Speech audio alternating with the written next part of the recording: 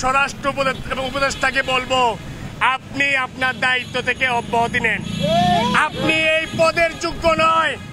আপনি যেভাবে দায়িত্ব পালন করছেন এটি কি বলে যে আপনার মাথা ছাড়া সাপ?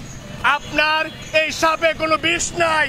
যদি বিষ থাকতো তাহলে আজকে গোপালগঞ্জের এই ঘটনা ঘটতো না। আজকে গোপালগঞ্জে এনসিপির নেতৃবৃন্দের উপর যে হামলা হয়েছে, সেই হামলার প্রতিবাদে গণ অধিকার পরিষদে আজকের এই বিক্ষোভ মিছিল শেষে এই দেশের 18 কোটি মানুষের কাছে একটি প্রশ্ন করতে চাই।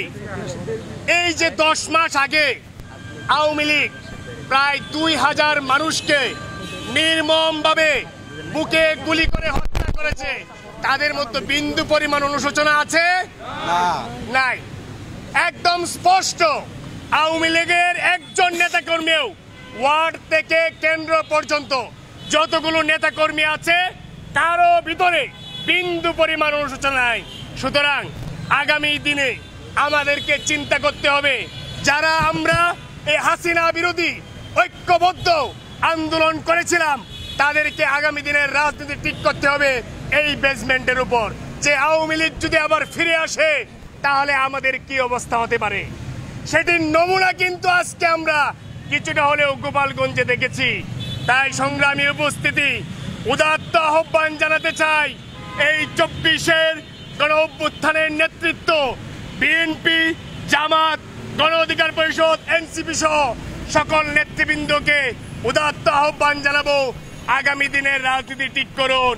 আর স্বরাষ্ট্র উপদেষ্টাকে বলবো, আপনি আপনার দায়িত্ব থেকে অব্যাহতি নেন। আপনি এই পদের যোগ্য নয়। আপনি যেভাবে দায়িত্ব পালন করছেন এটি কি বলে যে আপনার মাথা ছাড়া সাপ? আপনার এই সাপে কোনো বিষ নাই।